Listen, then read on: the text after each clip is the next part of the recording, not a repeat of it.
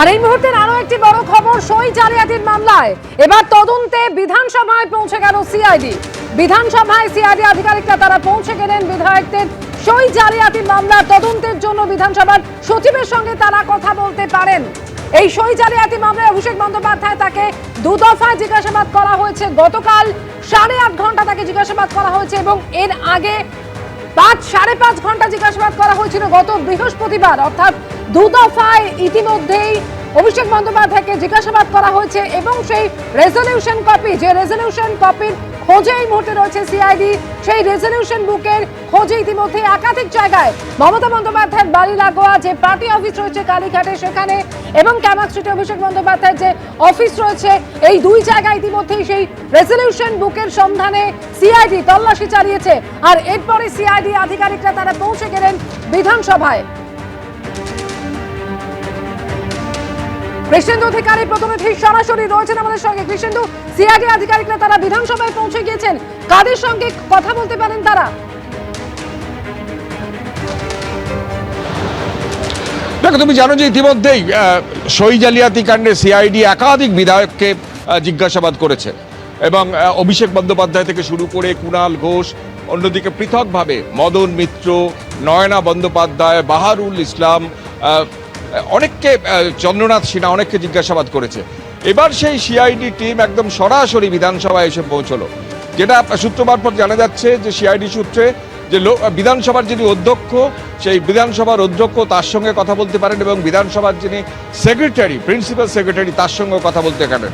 কারণ তুমি জানো যে এই মূল অভিযোগটা করেছিলেন ঋতব্রত বন্দ্যোপাধ্যায় এবং সন্দীপন সাহা, দুই বিদ্রোহী তৃণমূল বিধায়ক, এবং তাদের অভিযোগ জানানো হয়েছিল এই বিধানসভাতেই। এবং সেই অভিযোগের পরিপ্রেক্ষিতে বিধানসভার তরফে অভিযোগ দায়ের করা হয়েছিল হেয়ার স্ট্রিট থানা। হেয়ার স্ট্রিট থানার পুলিশ তদন্ত শুরু করে এবং তারপর গোটা বিষয়টা সিআইডির হাতে যায় এবং সিআইডি তারপর তদন্ত শুরু করে। এবং এই ঘটনায় সিআইডি যে বয়ান সংগ্রহ করছে, সেই বয়ানে অসঙ্গতি বারবার প্রকাশ্যে আসছে, এমনটাই সিআইডি সূত্রে জানা যাচ্ছে। এবং গতকাল অভিষেক বন্দ্যোপাধ্যায় এবং কুণাল ঘোষকে যে মুখোমুখি জিজ্ঞাসাবাদ করা হয়েছে, তাতেও কয়েকটি প্রশ্নে একটা বয়ানের যে বৈপরীত্য আছে এমনটাও মনে করা হচ্ছে।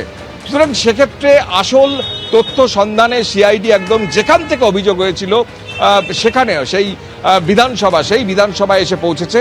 কিছুক্ষণ আগে আমরা বিধানসভার যে গেটে আছি, সেই গেট দিয়ে সিআইডির একটা টিম গাড়ি করে ভেতরে ঢোকে, এখানে এন্ট্রি করে ভেতরে ঢোকেন এবং সেখানে এখন ভেতরেই তারা আছেন। এবং তারা যেটা মনে করা হচ্ছে যে বিধানসভার স্পিকার এবং বিধানসভার প্রিন্সিপাল সেক্রেটারি তাদের সঙ্গে কথা বলতে পারেন যে কি প্রেক্ষিতে তারা অভিযোগ পেয়েছিলেন এবং সেই অভিযোগ তারা যে জমা দিয়েছিলেন তাদের সেক্ষেত্রে তাদের মন্তব্য কী বা তাদের মতামত কী, গোটা বিষয়টা তারা জানতে পারেন। কারণ তুমি জানো যে সই জালিয়াতি কাণ্ডে ধুন্ধুমার পরিস্থিতি তৈরি হয়েছে এবং রাজ্য রাজনীতিতে একটা পালাবদল ঘটে গেছে। যারা দুজন অভিযোগ করেছিলেন, অর্থাৎ ঋতব্রত বন্দ্যোপাধ্যায় এবং সন্দীপন সাহা, তারা একদম পৃথকভাবে একটা পরিষদীয় দল তৈরি করেছেন এবং ঋতব্রত বন্দ্যোপাধ্যায় সেখানকার বিরোধী দলনেতা হয়েছেন। কিন্তু যে কারণে এই জটিলতা তৈরি হয়েছে, অর্থাৎ যারা সই করেছেন বিধায়করা, সেই বিধায়কদের সই কয়েকটা ক্ষেত্রে দেখা যাচ্ছে, প্রায় 7টা আপাতত যেটা চিহ্নিত করা গেছে বলে সিআইডি সূত্রে খবর, যে 7 জন বিধায়ক তারা সই করেছেন কিন্তু তারা নিজে সই করেননি, অর্থাৎ তাদের সই জালিয়াতি করা হয়েছে এমন অভিযোগ এসছে। অভিষেক বন্দ্যোপাধ্যায়ের নামে সেই সই সম্মিলিত চিঠি বিধানসভায় এসে পৌঁছয়, যার ফলে গোটা বিষয়টা যেহেতু পার্টির, অর্থাৎ তৃণমূলের সাধারণ সম্পাদক হিসেবে অভিষেক বন্দ্যোপাধ্যায়ের নামে চিঠি এসছে, অভিষেক বন্দ্যোপাধ্যায়কে ঘন্টার পর ঘন্টা গতকাল জিজ্ঞাসাবাদ করা হয়েছে এবং কুণাল ঘোষকেও জিজ্ঞাসাবাদ করা হয়েছে। কারণ কুণাল ঘোষও সেই যে চিঠি, সেই চিঠিতে সই করেছেন।